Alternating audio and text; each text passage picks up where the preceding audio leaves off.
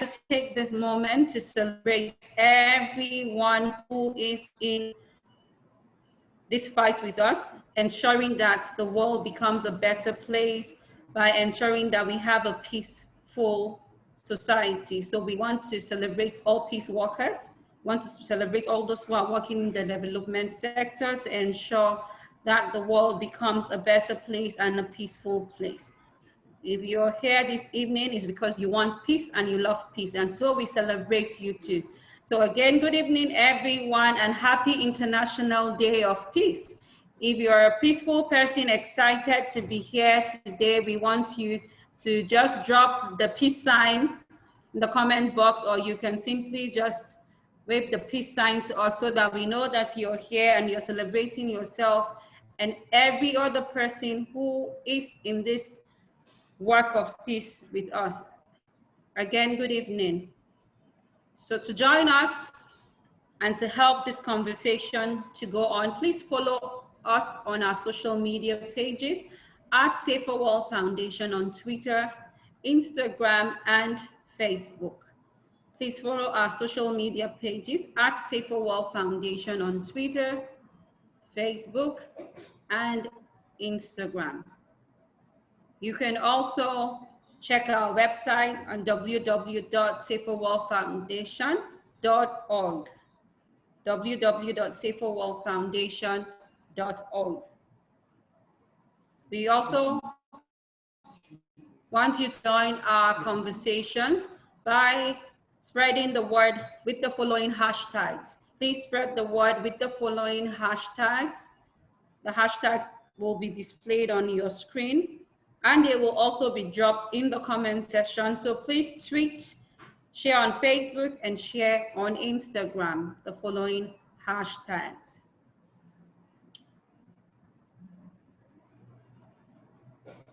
Again, good evening, everyone. I see more people have joined us. If you have just joined us, today we're celebrating International Day of Peace, and the theme for today's webinar is Shaping Peace Together in the Era of COVID-19, and we'll be having a panel session shortly. We have people who will be on this panel today, and we cannot wait to share their amazing experiences with you. We see you. Please keep sharing the peace signs as we celebrate and honor all of those who are working to ensure that the world is a better place. Please follow us again on Instagram, Twitter, and Facebook at Safer World Foundation. And you can use the following hashtags to keep the conversation going.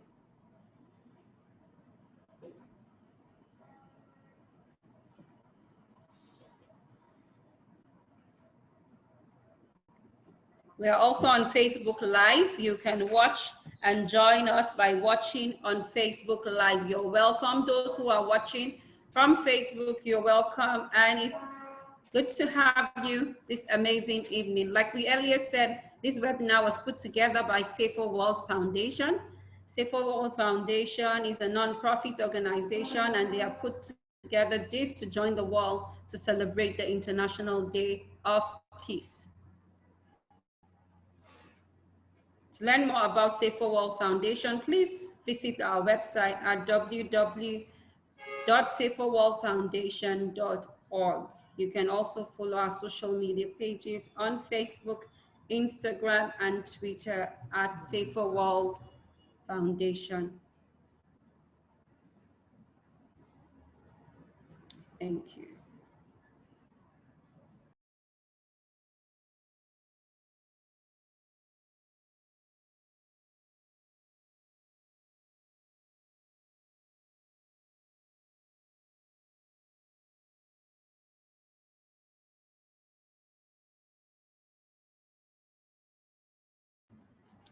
So thank you everyone for joining. If you're with us, we're excited to have you, and we cannot wait to share what we have in store with you. We have amazing people, like I said, from different organizations who are here today to support and to share their wealth of knowledge with you. And so I will be inviting the panelists to take up their screen and take a seat and get ready to share with you their wealth of knowledge, especially in the peace building work that they are in. So first, I will be inviting John Onyoku. John Onyoku is the program manager at Civil Society and Local Authorities at the European Union Delegation to the Federal Republic of Nigeria. John Onyoku, you're welcome, and thank you for joining us this evening. You're welcome, John. Thank you very much. It's my pleasure to be here today. Thank you. Thank you, John. Thank you. Next, I will be inviting Dr. Esther Ahmed. Dr. Esther Ahmed is the Director General of Sustainable Development Goals, Bauchi State, and she's also a certified psychosocial support expert. Please, let's welcome Esther Ahmed. You're welcome, Esther Ahmed, to this virtual conference. Welcome, Dr. Esther Ahmed. I'm glad to be here. Thank you. Thank you very much. Yeah. Thank you very much. We'll also welcome Prince Charles Dixon. Please, let's welcome Prince Charles Dixon. Prince Charles Dixon is the in-country advisor, Black Artist Director. Please, let's welcome Prince Charles Dixon. Welcome. A wonderful evening to everybody, and it's a pleasure sharing this space with every one of us. Thank you, Prince. Also, we'll be inviting a very beautiful panelist, Fatima Madaki. Can we welcome Fatima Madaki? Fatima Madaki is the program manager at Search for Common Ground Nigeria. Welcome to this virtual conference this beautiful evening. Thank you so much. Pleasure to be here. Thank you. Next, we have Chris Obonna in the house. Please, let's welcome Chris Obonna to this beautiful virtual conference this evening. Chris Obonna is the program quality lead, International Alert Nigeria. Let's welcome Obonna Chris Anthony. Thank you, Chris, for joining. Thank you very much, and it's a pleasure joining us this evening and sharing the space on this day that we're marking peace in the world. Thank you. So thank you very much to our beautiful panelists again. My name is Yampan, and I'll be rating this session. And so I welcome myself and I welcome all of you this beautiful evening to this amazing session we're about to have. As we all know, today is the International Day of Peace, and we are celebrating alongside the world. Before we go on with the panel session, I just want to remind us that if you're here, please feel free to drop comments or questions in the chat box. As the panelists continue speaking, they will make out time to check and answer your questions. We will have 40 minutes for the panel session and follow up with a question and answer session. However, feel free to drop your questions or comments in the chat box. Again, before we continue, please keep the conversations going by joining the conversations on Twitter, Instagram, and Facebook, which tags have been dropped in the comment.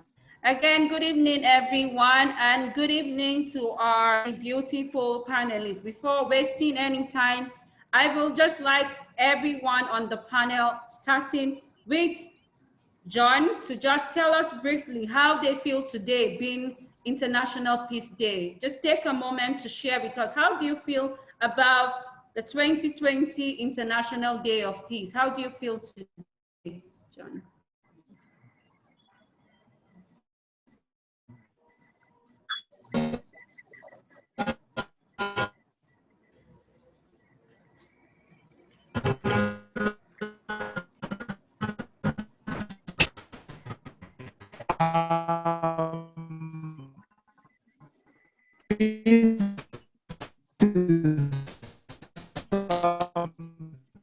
Okay,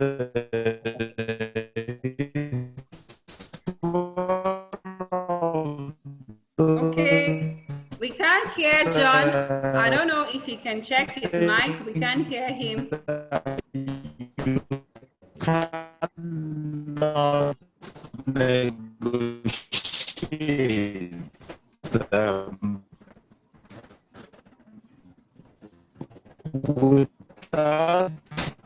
peace. Okay, I think we're experiencing a few technical difficulties. There you are asking for conflict.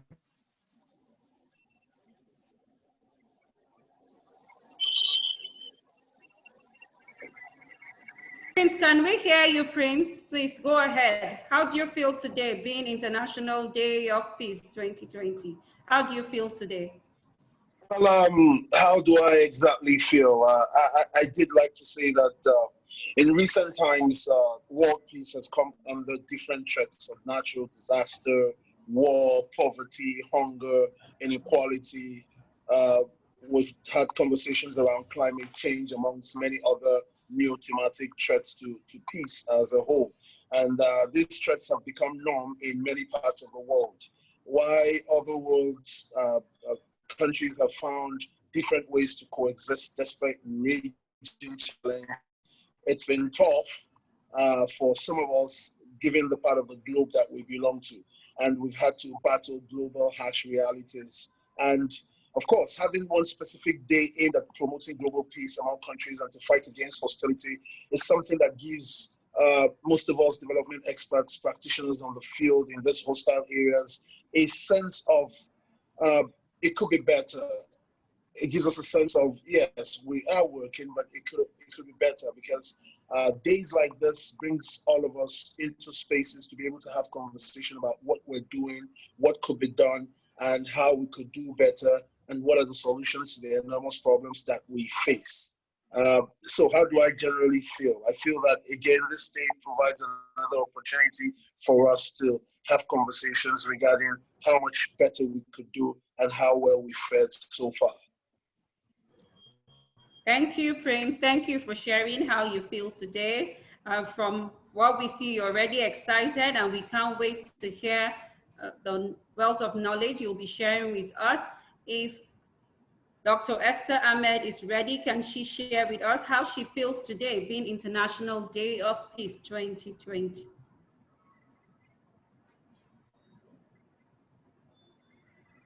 Dr. Esther, if you're ready, please go ahead.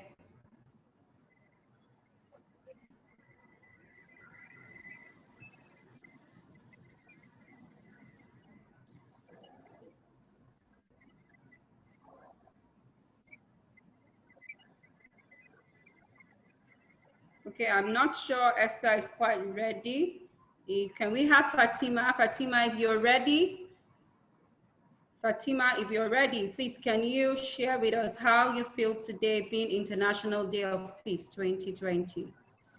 I would say I'm excited. The peace building field is expanding. It's touching on areas that hitherto seemed unrelated to peace building, such as human rights, climate change, religious engagement. I'm seeing that peace building is expanding to touch on those other spheres of life, shows that a lot can be done and a lot needs to be done, because it's a process. I think today serves as a reminder to appreciate the journey of every peace builder, every single individual that one way or the other has contributed to peace, either in their community, their homes, and as well as the systems that have been built and put in place by organizations, civil society organizations, community-based organizations, UN agencies. A lot of processes have been put in place to ensure peace building is key and paramount. So it's to appreciate all of the individuals, organizations, and systems, as well as to inspire hope that everyone has a role to play. regardless of your ethnicity, your race, your gender, everyone has a role to play in ensuring peace in the community. And it's not just about ending conflict or violence, it's also ensuring respect, mutual respect, prosperity, and honoring of dignity. So for me, I think why I'm excited about it is that everyone, it's about working together but differently. Regardless of the field that you practice, you have a role to play in peace building. Thank you. Thank you, Fatima. Indeed, everyone has a role to play in peace building. Let's have Chris Obona, if you're ready, can you tell us how you feel today? All right, so for me, today is a day where we share excitement and where we are happy about the day. It's also for us to honor, most importantly, those that have paid the supreme price in the work for peace. We've had a lot of humanitarian workers, a lot of peace building experts that have in the line of promoting peace in hard to reach areas have had to pay the ultimate price. And so for us, yes, while we mark the days, also to honor their memory, honor their sacrifices, and most importantly, to say that there is hope for global peace. There is hope for people to collectively work together. For me, this is my feeling today, and I wish to express that to everybody, that we can actually achieve global peace. Thank you. Thank you very much, Chris. Please, can we have John back? We weren't hearing him clearly. So if he's back on, can we just have him say how he feels about today being International Day of Peace? Hello, can you hear me now? Yes, we can. Please go ahead. Yeah, I mean, peace is central to everything we do. And when we talk about sustainable development, when we talk about improving livelihood, when we talk about good governance, at the center of all of those things that we work on in development of the humanitarian sector is the concept of peace. And most human cultures were built based on the belief that a peaceful coexistence and a peaceful society and a peaceful community is the best for the kind of development that will be sustainable and long-lasting. So I, like every other person and every institution of goodwill in the world, I'm quite excited that we are doing this to commemorate this day. Like every other person, I'm excited and I'm happy that we are doing this. Thank you. Thank you very much. Dr. Esther, if you're back, can we just hear quickly how you feel about today? If you're back, about today being International Day of Peace, how do you feel, Dr. Esther?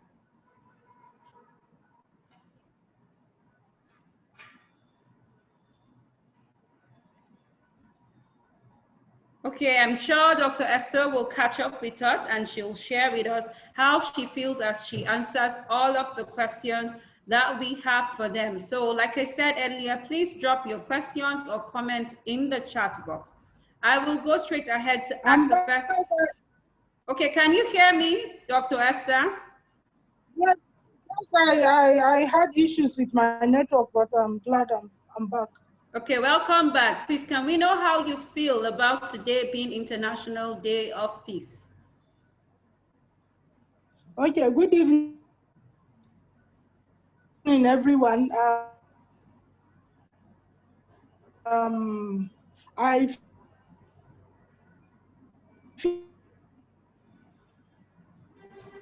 feel today is a reflect.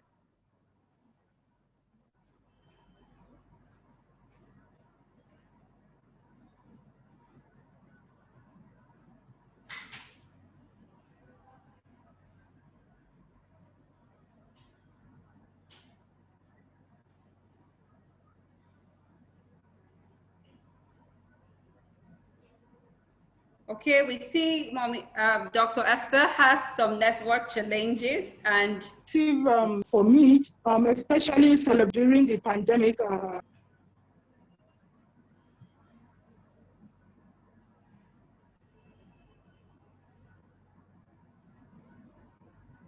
Okay, thank you very much, Dr. Esther, for trying to share how you feel. I'm sure when you get back, you will catch up with us, and we hear you say you're excited, and we are all excited, and we can't wait to hear what you all have to share with us. So I will go straight ahead to put my first question to the panelists. I will be starting with Prince Charles.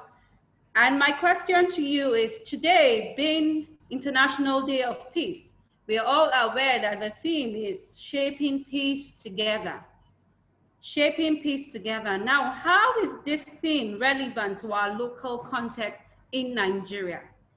If you didn't get me right, I said today being the International Day of Peace. We all know that the theme for today's celebration is shaping peace together. And my question is, how is this relevant to our context here in Nigeria? Please, Prince Charles, go ahead and answer the question for us. All right. How is the theme for this year's International Peace Day relevant to the Nigerian context? Is that the question? Yes, please. That's the question. All right. I'd like to start with the concluding words of Antonio Guterres. It's the UN Secretary General. In these days of physical distancing, we may not be able to stand next to one another, but we must still stand together for peace. In context, Nigeria is one mythical story of conflict, and depending on which side of the divide you sit, our conflict as a nation is one that has divided us so much so that we don't even have a singular conversation or narrative to what peace is, especially when you look at all the perspectives.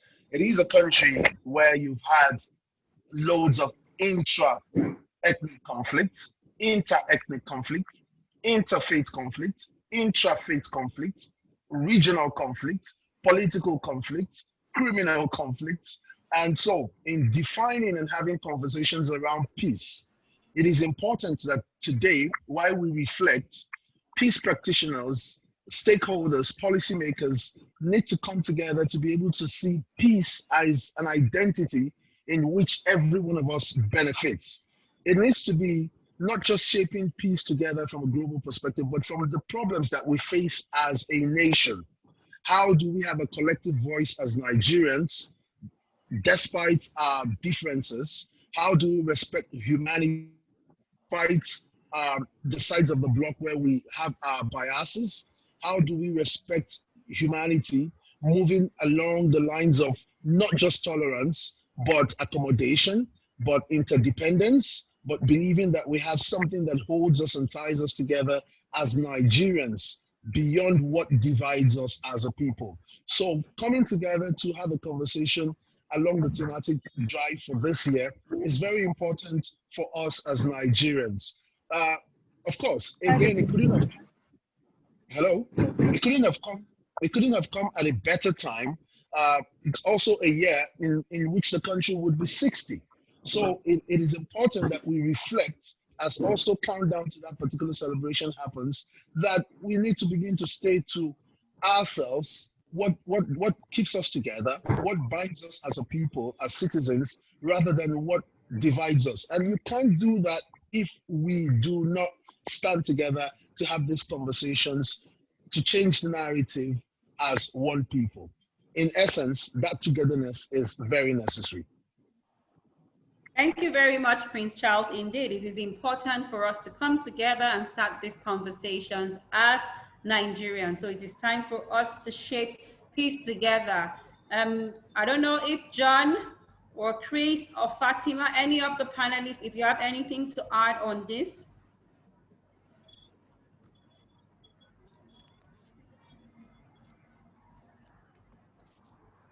Okay, I see. Yeah, for me, it's just to say that, yeah, it's art, the team, because shaping peace together means that as an individual, as an entity, there's little or nothing you can do without joining forces. This has to be a collaborative effort. Both those in the civil society, government, community leaders, religious leaders, everybody. So it means that we need to look ourselves in the face and look at our common brotherhood or sisterhood or our common humanity and say we need to work together to shape the kind of peace, the kind of community, the kind of society, and eventually the kind of Nigeria we want to see. Thank you. Thank you, Chris. Collaboration is indeed the new progress.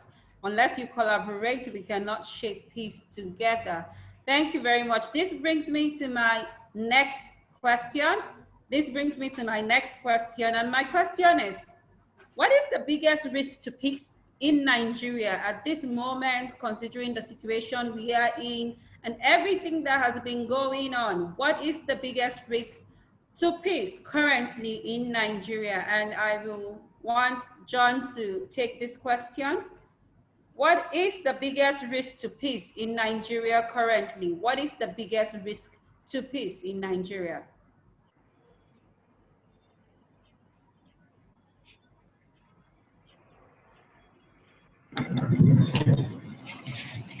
John, please, if you're here, you can take up that question. What is the biggest risk to peace in Nigeria currently? What is the biggest risk to peace?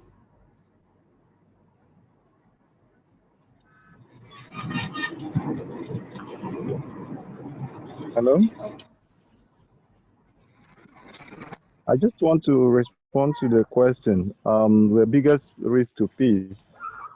Because of the conflict experiences here in Nigeria, a lot of livelihoods have collapsed, and the population affected by violence is creating a circle that will be used as a platform for recruitment for radicalization. Because people who have lost everything to violence and conflict are bound to seek ways of avenging. And the only way to cut that cycle and promote community healing is to see that livelihoods of people and their state of mental health is restored. Currently, this is in the deficit. And what it means is that people who fall into the traps of armed recruiters, people who violent extremist networks might. Thank you very much. Thank you very much. We appreciate your contribution and we are grateful. I will want to reiterate that this session and the questions are for panelists.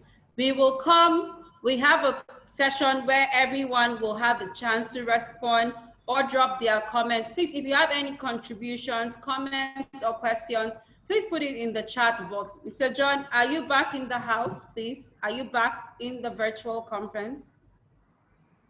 Okay, if John is not here, Fatima, please, can you go ahead and add to what Valentine has said, considering what you think is the biggest risk to peace in Nigeria currently?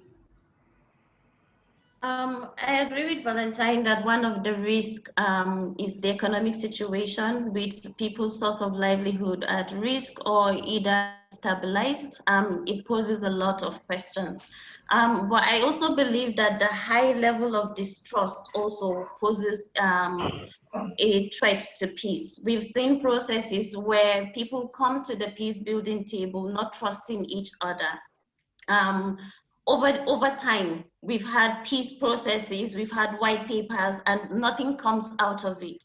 So people get tired. There's no trust anymore in the institutions that are responsible for handling peace in communities or in the nation at large. It's one key thing. Another risk is the instability that we're facing in terms of criminality being on the increase. It seems bleak to a lot of people. It seems hopeless to a lot of people that governance can be what it ought to be in the country. There is little trust in the government today regarding what can be done to address all of these social issues and as well as to promote peace. Over to you, Yompan. Thank you very much. From everything you've said, one of our biggest issues currently is that of trust, whether it's trust of the governance process or trust between peace workers. And I will want Chris to add a little bit on the issue of trust. Why do you think that lack of trust exists and is one of the biggest risks to peace in Nigeria? Why do you think? That's if you support what Fatima is saying. Please go ahead and answer. All right, thank you very much. I align my thoughts very well with what Fatima said in terms of governance, in terms of insecurity. However, this has actually caused a major problem we have on the issue of trust. Trust between individuals, between communities, but most importantly, between the citizens and the government. And so you have seen that we come up with a whole lot of hope. We have a lot of expectations. We have a lot of demands. And as it is, like she said, it seems so bleak. It seems like there's nothing that is about to change or that's going to change. And so people are left with the tendency to engage in self-help measures to either protect themselves or either provide certain basics that government should have provided for themselves. This is in terms of security, in terms of amenity, in terms of social services and all of that. So there's really lack of trust, and this will also result in apathy in participation in governance from the people. Thank you. Okay, we all know that in peace work, one of the basic things that is needed or helps to make peace possible is trust. So I will ask Dr. Esther if she has anything to add on what Chris has already said. If you have any other perspective or you have any other thing to add, Dr. Esther, please can you go ahead and add on that?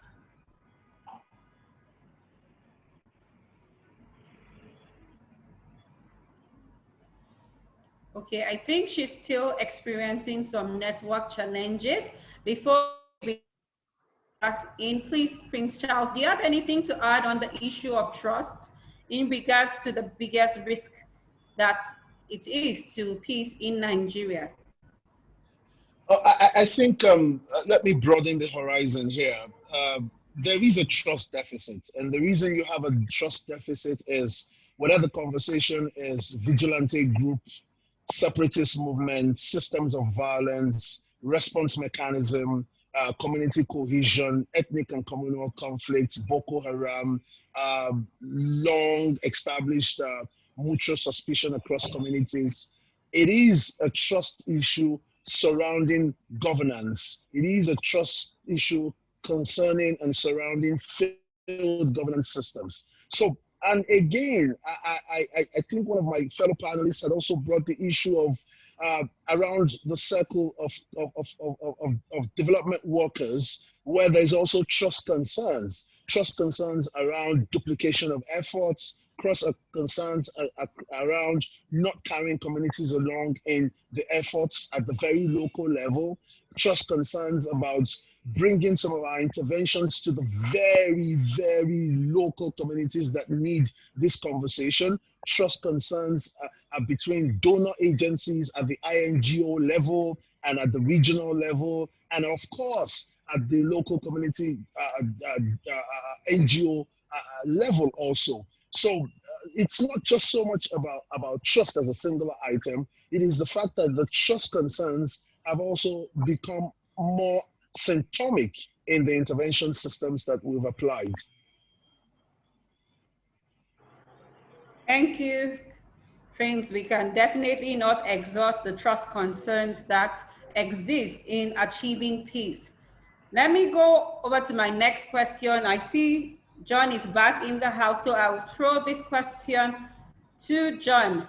And considering the COVID-19 and all of the things that have come up with COVID-19, from the restriction of people coming together as a preventive measure for COVID-19, how do you think this has affected the work of peace building, knowing very well that the work of peace building has a lot to do with people coming together? I know Prince had earlier touched on this, but I would like you to add a little bit more on this.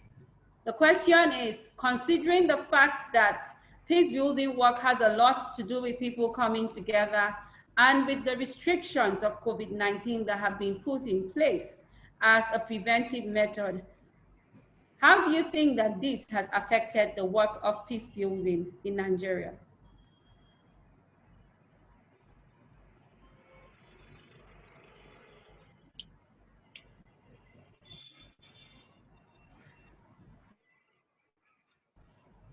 John, please, are you here?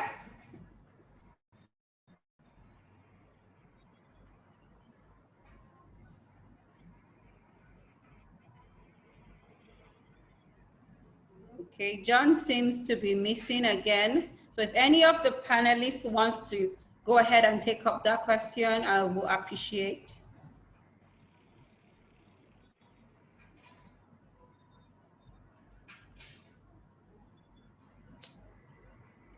Oh.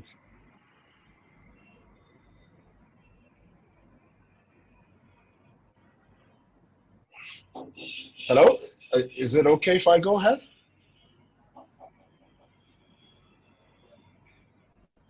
Yes, please, go ahead. I would say that the COVID-19 pandemic has had very telling effects on peace building.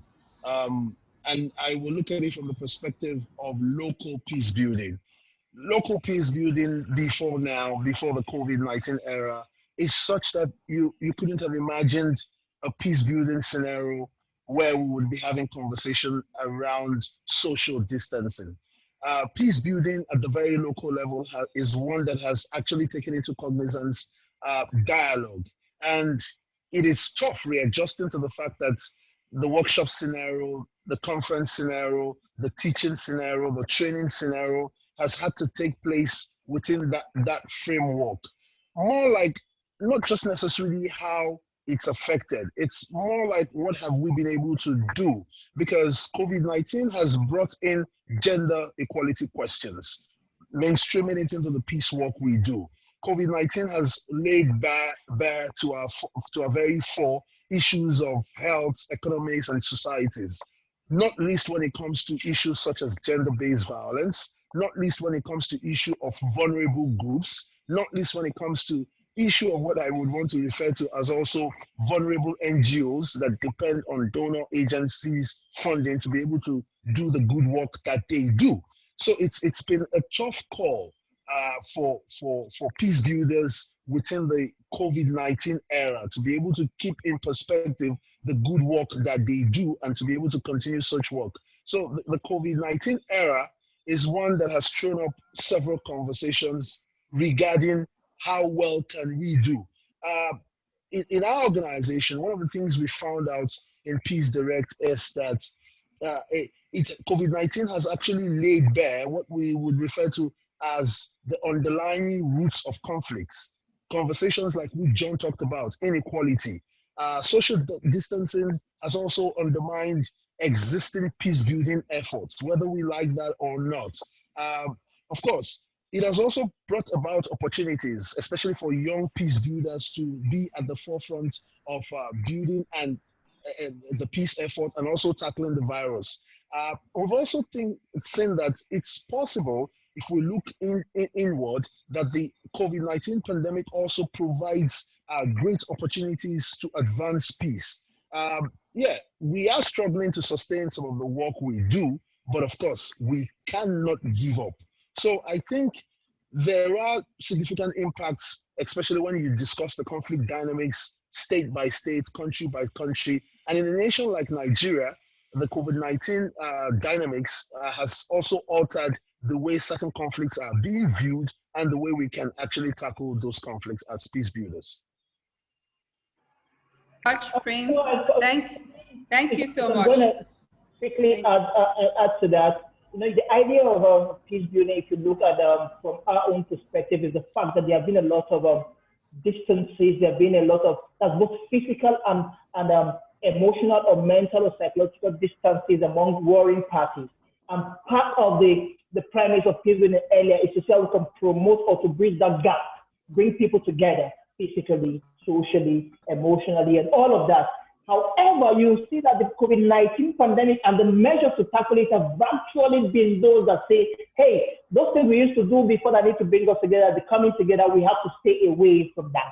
We need to start staying away physically. We need to stop visitation. We need to stop gathering. And this is a huge challenge that we feel will further widen that gap that existed among conflicting parties around issues of trust, around issues of mutual suspicion and everything. And it calls for us to now rethink on how we need to engage with people regardless of the directives, the health advisories and all of that have been put in place to combat the COVID-19 pandemic. Thank you. very much, Chris, for adding to that. Both of you have led me to my next question. And this question, add a point, please, please, before we move. please go ahead, Fatima. Just go ahead. I think what I saw was a pushback to the term social distancing by peace practitioners to say, we understand the need to stay distant from each other, but what we need to talk about now is social solidarity. That this is hitting us all, regardless of what group we are, that is on the other side. That we need to be together to ensure that we're addressing this pandemic. I think it has raised questions to having community safety plans, for instance, the lack of it, and how communities can work together to respond to issues like this. It has also made peace practitioners say, hey, we also need to start thinking about the health sector as well. If people are vulnerable to diseases, how does that exacerbate conflict? How does that affect the livelihood of people? How does that affect the willingness for people to come and sit together and talk about peace? It raised a lot of questions. However, just like the last speakers also mentioned, it came with a lot of opportunities, particularly for young people, that we can reach that solidarity through other platforms. Humans will always find a way to connect. If we're not meeting physically, alternatives are there. A lot of people now have become Zoom experts. I guess that's why you didn't need to talk us through how to use Zoom. A lot of people have become Zoom experts, holding meetings on Google Hangout, WhatsApp, so many platforms to connect. People who didn't even want to sit in the same room previously are okay to have first contact online because they feel there's a screen behind us. I can hear you, I can listen to you. I'm not necessarily at that point where I can agree with you, but at least I can listen to you and you can listen to me too. So the opportunities for me, I think is what young people should leverage on and move forward. We talked earlier about how livelihoods are affected. We've also seen how businesses have leveraged on the use of technology to boost their businesses, using online platforms to shop online, have your delivery at your doorstep. There are so many opportunities that come with what might be perceived as negative. It's just the thinking process that we need to ensure that it's there and also available for people to use. Thank you, Fatima. The UN Secretary General, in his speech for the 100 days countdown to International Day of Peace, said and reminded us that we are not each other's enemies, but we are now fighting a common enemy, which is COVID-19. So indeed, it is time for us to realize that peace building is beyond just having conversations, but it's time for us to improve every sector of our lives. This brings me to my next question. While COVID-19 has brought us so many opportunities and people have grown in the midst of COVID-19, people have even learned to adapt and manage each other because of the virtual meetings that they are able to have, like our last speaker earlier said.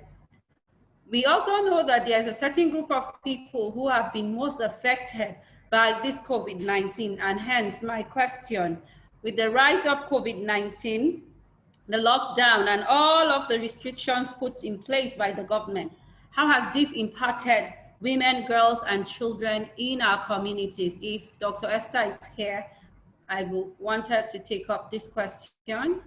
Dr. Esther, if you're here, please can you take up the question? And the question is, with the rise of COVID-19, the lockdown and all the restrictions put in place by the government, how has this impacted on our women, children, and girls?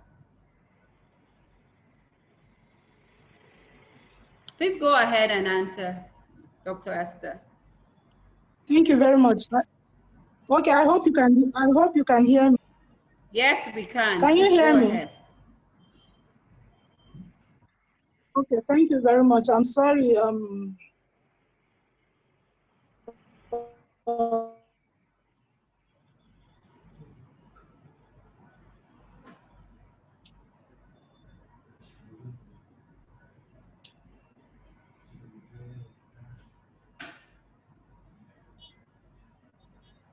the net has not worked out, has exposed us to new phases of issues that we need to address, especially as it relates to women, girls, and children, and even young boys, as it deals with gender-based violence and domestic violence. As the world closes its door and people stay indoor, we have seen stuff rising, another menace that is so worrisome as a result of, I am not saying that this has not been happening, but I stand to be corrected. I think the issue now has brought to the fore concerns about why the rising cases of sexual and gender-based violence, when families are supposed to be together with strangers being at a distance. So it means this is my theory though, it means we have been living with a lot of issues in our families and communities that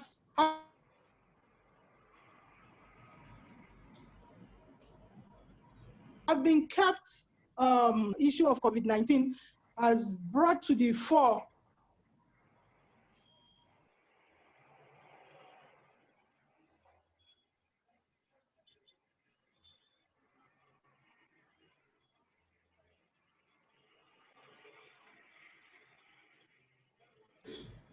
Please go ahead, Dr. Esther. We can hear you.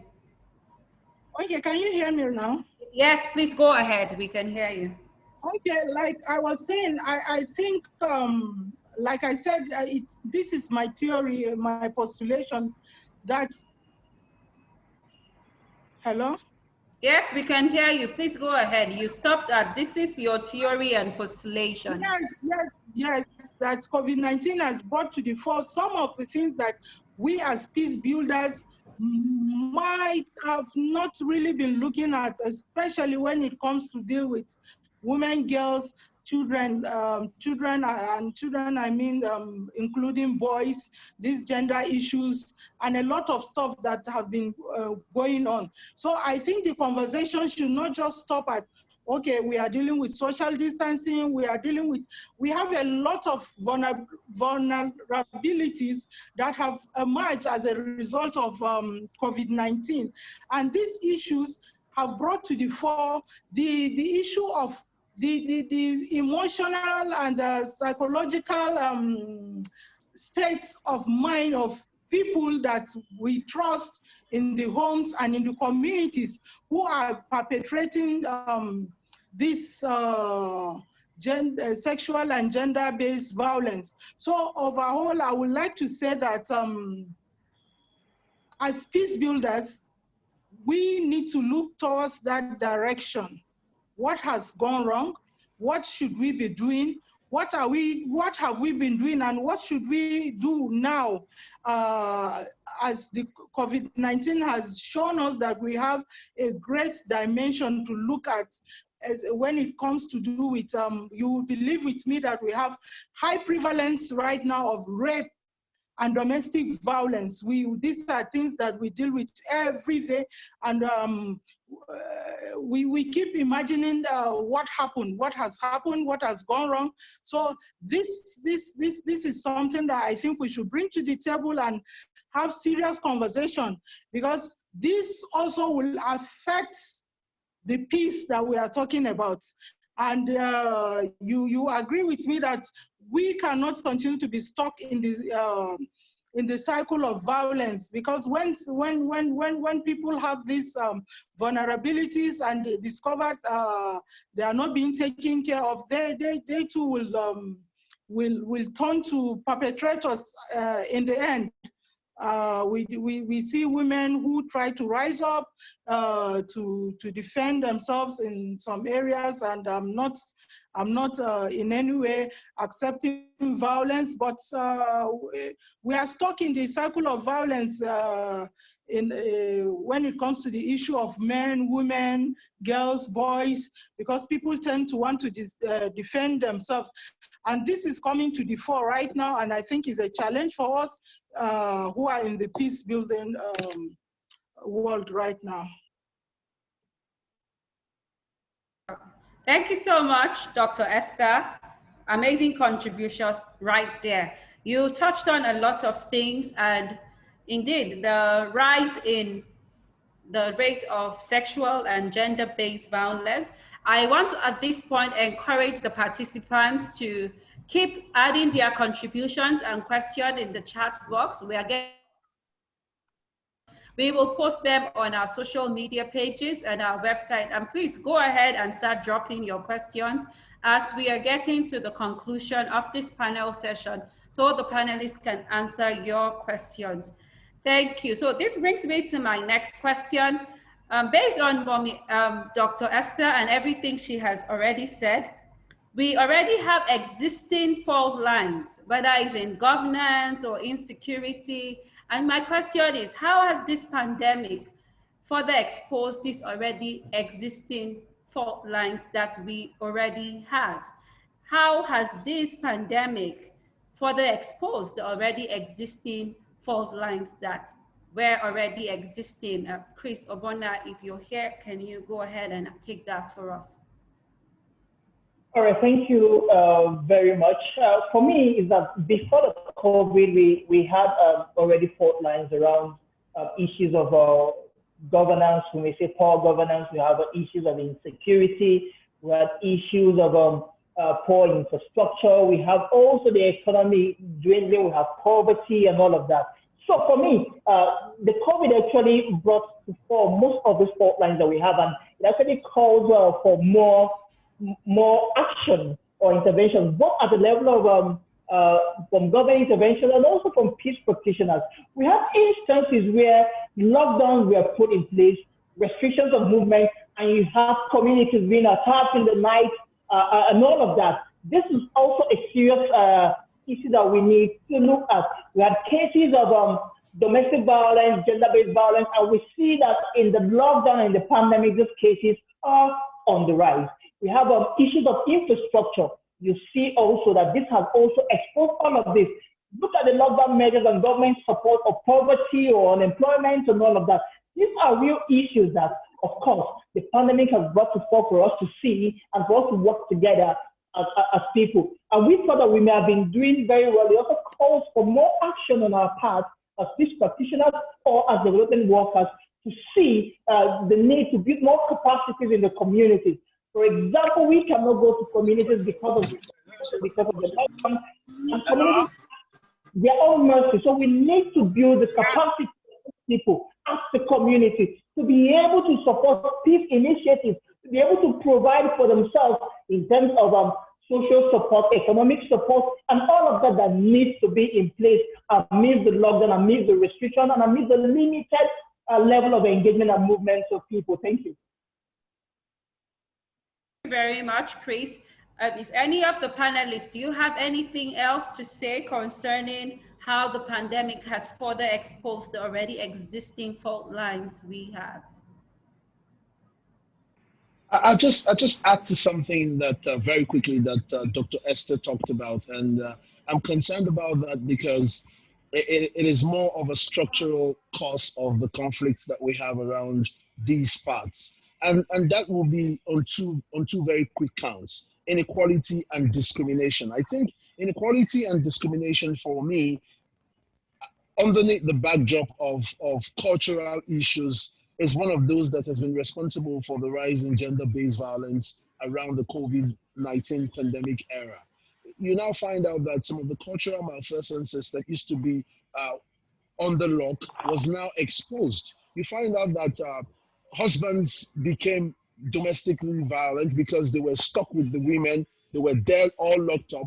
These things came to the fore because they are at the very roots of some of the conflicts we have. So I think beyond exposing or laying bare some of this issue, it now calls for the need for an extensive, what I will call an extensive post-COVID recovery platform, or more or less plan, by not just peace practitioners, but the government itself. That becomes a very tough task, because before now, when people talk about the need for systems, let's not forget that that's one of our fault lines in Nigeria, the very lack of systems itself. So you can't build nothing on nothing.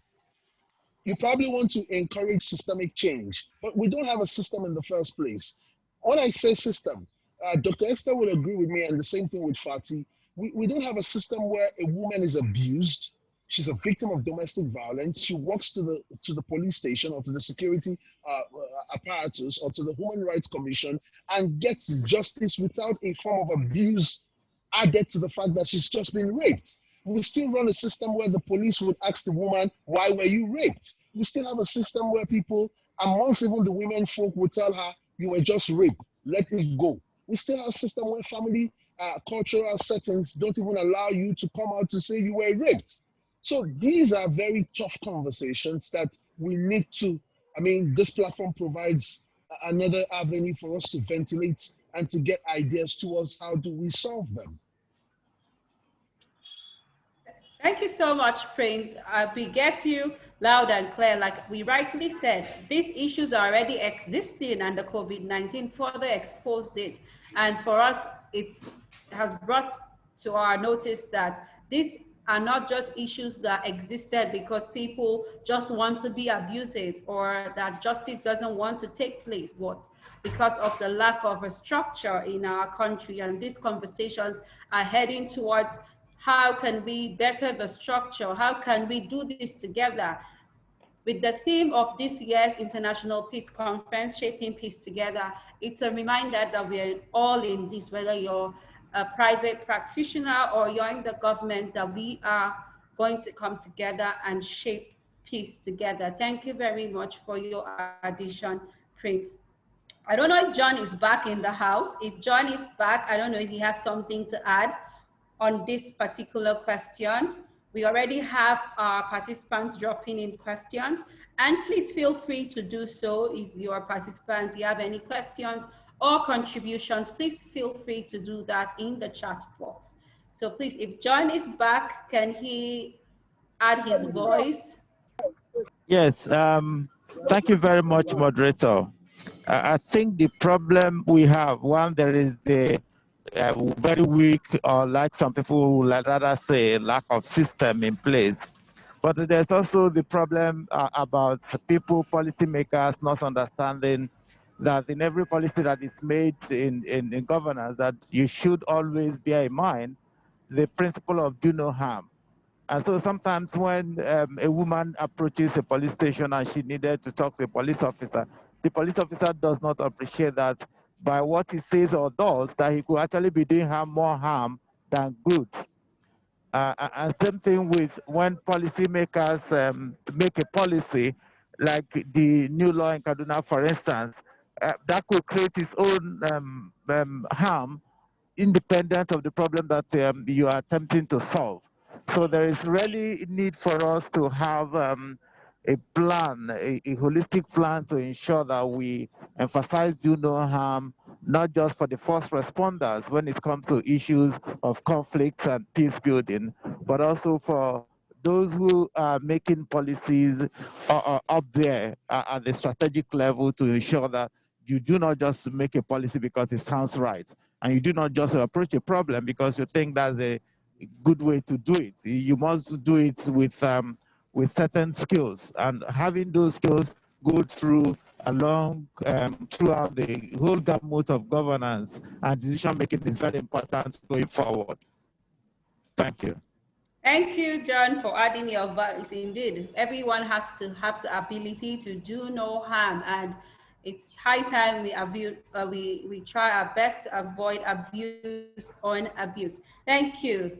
We have said so many things. People are excited. The conversations are going on, and we are encouraging more conversations. Please, you can go on our social media pages to retweet, to share, or to add your voice to these conversations. Thank you. This brings me to this very important question. Everyone has been talking COVID-19, has been talking peace. And my question is, what are peace workers doing to ensure that things get better post-COVID-19?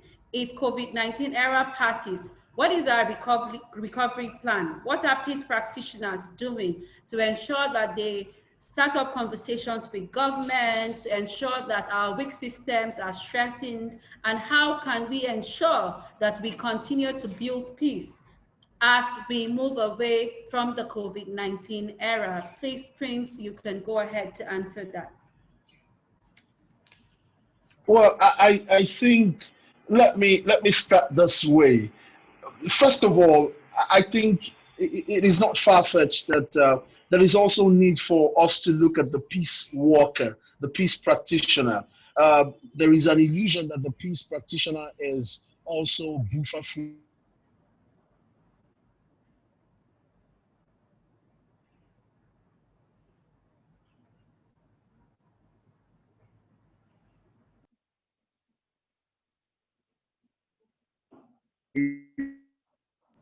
Lives in an is that hello.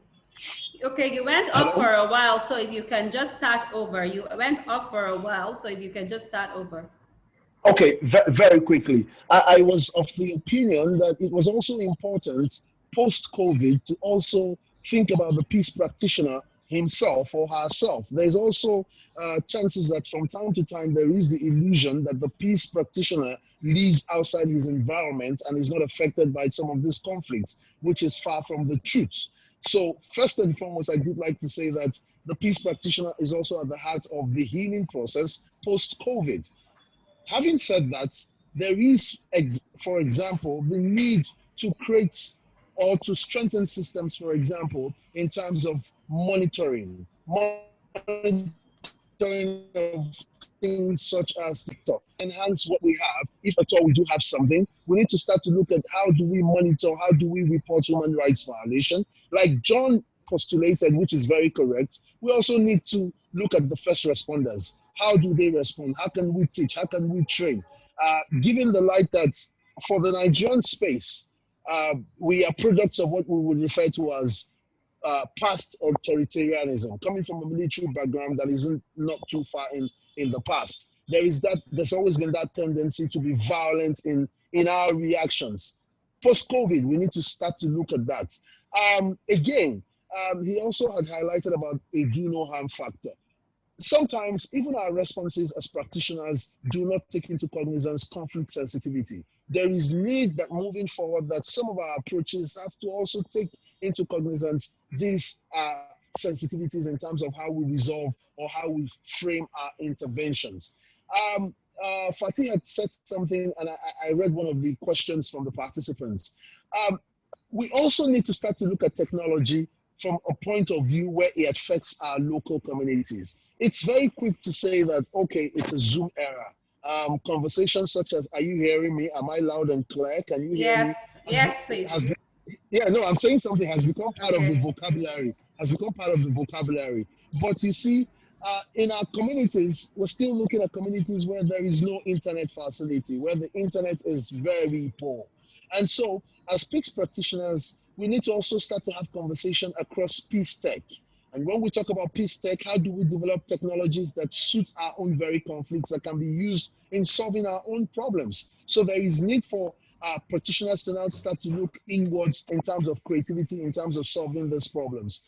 One thing that I think we also have probably run away from is how do we look at post-COVID, sustained and what I will refer to as very flexible financial support system for the peace practitioner, for the NGOs, and of course, in terms of the communities when we're looking at livelihood patterns and livelihood systems that we want to put in place. Because at the heart of this conflict is also the issue of sustainability, economic questions, socioeconomic questions. And so if we're leaving COVID that has actually laid some of these things even more bare, then there has to be that conversation.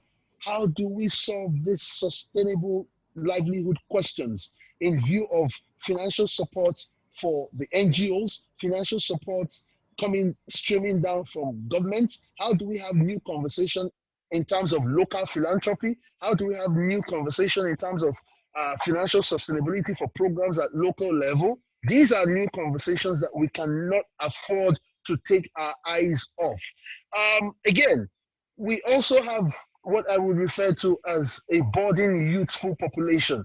How do we get them to get into the conversation of shaping peace together post-COVID?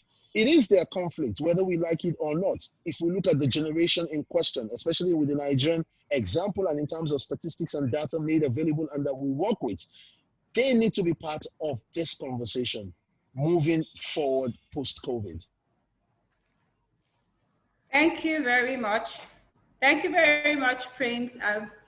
You have touched on it very well. So I'll just quickly ask some of the questions that the participants have dropped. One of the questions we have here is COVID-19 has added to the existing, sorry, please, let me get the question correctly. So we also have, COVID-19 has added to the existing conflict through its impact on the economy. How do we sustain the giant efforts put into peace building and avoid relapse of conflict, especially in vulnerable communities? John, if you're here, you can quickly take this question. COVID-19 has added to existing conflict through its impact on the economy. How do we sustain the giant efforts put into peace building and avoid relapse of conflict, especially in vulnerable communities? So when we talk about economy, I most often will want to see what is government policy as regards a specific aspect of the economy or the other. Most times people will say, just hustle out there and make some money. Don't mind government. There's no 5 to 6 job. But it's not that simple. When we talk about economy, we talk about the enabling environment, and that enabling environment is driven by policies. Policies as simple as, if you go out to hustle, do you get the kind of attention that you need? If you don't get it, who do you report to? And what is the likelihood that if you make a report to a government institution or you require a service from a government institution, that they are going to give you that service? In most parts of the world, governments even went as far as paying rents. But in the Nigerian context, it's different because our economic reality is different. So governments went ahead to increase tariffs on basic necessities, and the cost of even feeding has gone double what it was pre-COVID. So we need to have government do a lot about this. It's like telling the young people that, just go out there, do something about this thing. You don't have to wait on government or wait on anybody. But then they can't just do that, because they need the enabling environment to be able to help them deal with it. So when we talk as peace builders, we should also be looking at what are those things within our manageable interest and what are those things that are not within our manageable interest. The economy, we cannot grow overnight. The economy cannot be grown by what individuals do, but it's mostly about government policies and how government is able to support small businesses and provide employment for young people as they leave school or as they go into learn specific trade and provide them opportunities. There's a lot of opportunities that are waiting to be explored. So, but we need to work with government closely on that to see that we support their efforts, if any, to ensure that the economy grows and that especially the burgeoning youth population gets something doing that helps to improve the economic well-being of individuals and society. Thank you. Thank you, John. Chris, do you have anything to add to that?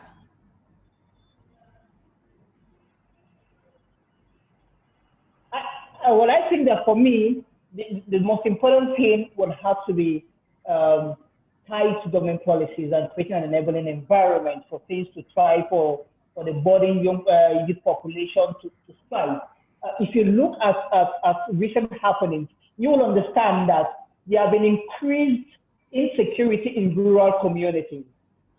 be it in the northwest, the northeast, the north central, the south, the southeast, the southwest. There have been increasing security. And this is also tied to food security. A lot of young people were encouraged to go into agriculture, to do all of that. But if there's insecurity in all of these places, what happens next? They are forced to come out to where there's perceived security, probably to the urban centers or to the city centers where there is relative level of security. And so you see that this becomes overstretched of food probably. We also have, with increased population even in the urban centers, comes with increasing insecurity also. With the unemployment, of course, people will have to resort to petty criminality and other things. You see rising case of kidnapping, rising case of banditry, and all of that. These are real issues that are facing us as a people, and we cannot run away from them. Not until there is an enabling environment, there are policies in place, there are actions, and there are political wills by different governments of different levels to handle all of these things. We will keep pushing, we will keep talking, we will keep engaging with them at this level, advocating different forms of engagement with policymakers, with duty bearers, and actors to see what can be done in all of these spaces that we've mentioned. Thank you. Thank you, Chris. So I will throw the second question to Fatima. And the question goes, considering the nature of the local communities who are most vulnerable to conflict, how do we adapt the opportunities such as the Zoom and other platforms mentioned by Fatima to support these groups to sustain peace in their communities, knowing that the critical population have little or no access to such platforms? Fatima, please go ahead and this question for us, please. Thank you, Yompan. What I wanted to stress was that whether there's social distancing or not, humans would always find a way to connect. And, you know, that not just Zoom. Zoom was just an example. We've seen an increase in phone calls, text messages, and other platforms for short messaging. However, looking at peace building, how do we take all of this to communities that don't have access to internet? We have videos. We've seen where videos are taken to communities, shown to young people in the community, and conversations are held afterwards. What did you learn? How does this resonate with you? What are the changes you think that this new information that you've gotten is going to affect your life and that of your neighbors? There are so many ways to take the conversation down to rural communities through activities that have little or nothing to do with technology. But the best thing is this. It's not about taking new things to people. It's about building on what is already available to them that they are comfortable with. You know, as much as, yes, we've jumped on Zoom and all of that, we also have this thing where we like to jump on the new, regardless of the sustaining the engagement. There are so many peace building efforts that are going on at rural level that we also need to learn from. So in essence, it's also about what are we learning from these communities? How are we interpreting this learning to strengthen peace building?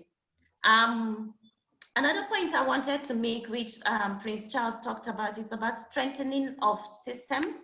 I believe that that is very, very key. We need to hold systems accountable. For me, I feel what is very key is education. So not just education that happens in the classroom, but how do you educate first responders to respond to issues, for instance? How do you educate peace practitioners themselves to learn to do peace building work better? There's a lot of learning that needs to be done. So the key word is education for all involved in peace building to learn to do and engage better. We've had a lot of data and a lot of research being conducted during the COVID-19 era. What are we doing with that data? Are we equipped to carry out advocacy?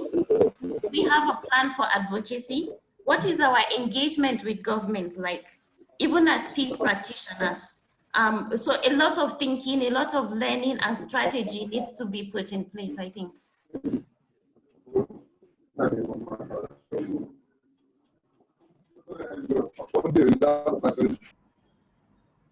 Thank you, Fatima. Thank you very much. Thank you so much. Dr. Esther, please, do you have anything to add on that? Dr. Esther, please, do you have anything to add on that? Okay, so we're going to take just one more question. Please, for any further questions or comments or suggestions or inquiries, please send an email to info@saferworldfoundation.org, which will be written right now in the chat. Before the panelists conclude, this is the last question we'll be taking, and the question goes: the average Nigerian is ready to hustle for himself at the detriment of others. We see that in the private sector and even in the political system, hence the rise in corruption and conflict. In a system like this, peace is hard to come by. How do we educate an average Nigerian, the layman or woman on the street, to still prioritize peace in spite of the failed system? So I've dropped the question on the platform, but again, the question goes: the average Nigerian is ready to hustle for himself at the detriment of others. We see that in the private sectors and even in the political system, hence the rise in corruption and conflict. In a system like this, peace is hard to come by. How do we educate and encourage a Nigerian, an average Nigerian, the layman or woman on the streets, to still prioritize peace in spite of the failed system? Please, any of the panelists can go ahead to take this question. Let me quickly say this. The average Nigerian is some sort of a myth. There is the average Nigerian. There's also the average British person. There's the average American. It's often a descriptive term to say this is how we are and this is who we are. The average Nigerian is also on this Zoom conference, is on this Zoom space. And what does he or she want? She wants a safer society. He or she wants safe spaces. He or she wants to get into a taxi and be sure that she would get to his or her destination. He or she wants to go home and farm and be sure that the proceeds from that small business has a system where through the middleman gets to the end consumer. We all want this. So it is almost not exactly correct that we don't want a peaceful society. I think more than anything else, it is the consistency of the dialogue. And Fatih had said something about, of course, leveraging on old systems in the sense that old conversation that has helped us maintain peace. Things as simple as storytelling, passing generational experiences from one generation to the other about how good our society was and how good it can be. I'm on this particular platform because I believe that it could get better. The moment I give up hope, then I wouldn't be here. So sometimes it's safer to say, look, let's give up hope because it won't work. Yes, it's safer because the picture that we see is all gloom and doom. But in the real sense of it, that same average Nigerian wants a sense of safety. That's why the same average Nigerian is telling us through different mediums that the government is not doing good enough, because he has a sense of what good enough is. John had said something earlier about in other climes, what government had done vis-a-vis what we had done in our own climate, where there was a support system during the COVID or in the COVID era, whereas on the reverse, here we don't have any such things. Yet, as much as we've had increase in terms of the conflict, in terms of when we look at the parameters, we could say, look, it could have been worse.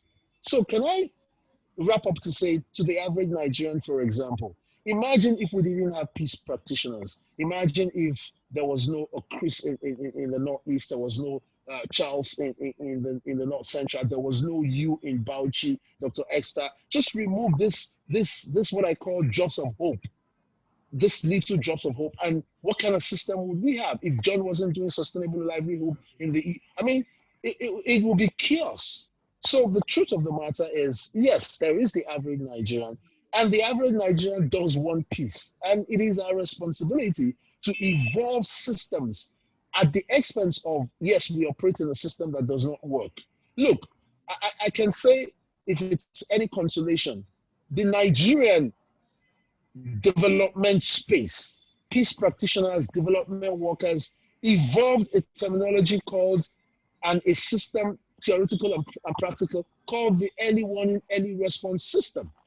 It wasn't a government invention. The government didn't know anything about it. It didn't exist in government systems, even in the army, even in the security system. There was no early warning, early response system. But I can tell you for a fact that in many communities where most of us as peace practitioners work, we have saved lives because we've put in place early warning and early response mechanisms that are very effective for the same average Nigerians.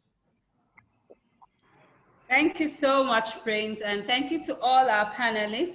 Like I said, if you have any further comments, any questions or inquiries, please send us an email at info@saferworldfoundation.org.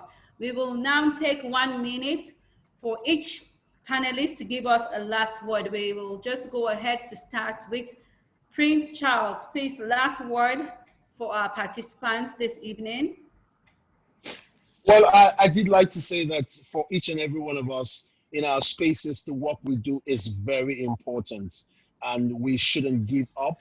We can only do better. We could keep, of course, we should keep on keeping on. We shouldn't lose faith. It's our country. This conflict definitely will come to an end someday, sometime. We very much. And thank you to everyone, the panelists and the participants, and your lovely self. Thank you so very much. Thank you. Thank you, Prince. Thank you very much. Please, if we have John, can you give us your last word, please? Do we have John here? If John is here, can we have his last word, please? Thank you very much. I thank Civil World Foundation for putting this together. I think it's commendable that they didn't just allow today to go uncelebrated. And some of the discussions that we had today, I'm sure some of the issues raised needs to be taken forward. The issue about how does policies ensure that peace is mainstreamed in all that people making policies and people working as first responders, what they do, imbibe the peace culture is important. In terms of what our peace builders doing about some of these issues post-COVID, and how do we ensure that we have a more sustainable peace culture going forward. And I'm happy that we had so many people participating, and the co-panelists have done wonderfully well analyzing some of these issues. And I look forward to Civil World Foundation taking some of these issues forward very soon. Thank you very much. I'm happy to be part of this. I'm privileged and excited that we did this today. Thank you. Thank you for joining, John. Please, can we have Dr. Esther to give us her last word? Dr. Esther Ahmed, if she's here, can we have a last word from her?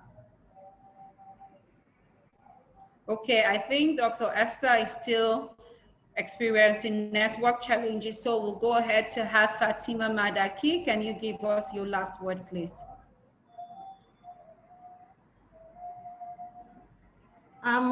My last word would be that we should not isolate peace as something that is far from us or something that only peace practitioners do. Every one of us needs to be consciously involved in peace building and promoting non-violence as part of our daily existence. I repeat this, I mentioned it earlier. It is very important for us to work together differently. And on that note, I'd like to say thank you so much to Safer World Foundation. It's been a pleasure to be here. It's been a pleasure to be here with Chris Obonna and Prince Charles Dixon. These are my mentors and teachers in the peace building field. Young Pan, thank you so much for moderating. John, it's been a pleasure meeting you online. Dr. Esther, it's a pleasure meeting you as well. And to every other person, I wish you a lovely evening. Thank you so much, Fatima. Can we have Chris Obona for his last word? All right, for me, I think that what we're doing is opening up the space for more engagement and more conversation. We are not each other's enemies. That is the reality of our coexistence. We have challenges of insecurity, we have challenges of poverty, we have challenges of different levels, and so we are not each other's problems. We need to come together. We need to forge a unified, formidable force across different levels, practitioners, community members, government actors, and all of that to see how collectively we can tackle the different problems and challenges that confront us. The space is open, the conversation has begun, the engagements have also begun, and so let's keep an open mind to create a better and a more peaceful society environment where we would want to live for our. Thank you very much, Chris. So thank you very much, John Onyeku. Thank you, Dr. Esther Ahmed. Thank you, Prince Charles Dixon. Thank you, Fatima Madaki. And thank you, Chris Obona, for joining us. It's been a pleasant evening. Indeed, it's time for us to shape peace together. Let us work together differently to ensure that Nigeria and the world at large becomes a peaceful place. At this point, I will encourage everyone to turn on their cameras so that we can take a group picture, please. Can we all turn up our cameras so that we can take a group picture? Please, all participants, all panelists, can you turn on your cameras so we can take a group picture, please? So if you don't mind, can we have the peace sign in celebration of the International Day of Peace for the picture? Can we all have the peace sign for the International Day of Peace? And a smile, of course, and a smile too. Thank you very much. It's been a pleasant evening. For more inquiries, please follow our social media pages on Facebook, Instagram, and Twitter at Safer World Foundation. And visit our website, www.saferworldfoundation.org, or send us an email at info@saferworldfoundation.org. Thank you very much and have a pleasant evening. Happy International Peace Day once more. Happy International Peace Day, everyone. Thank you for joining us.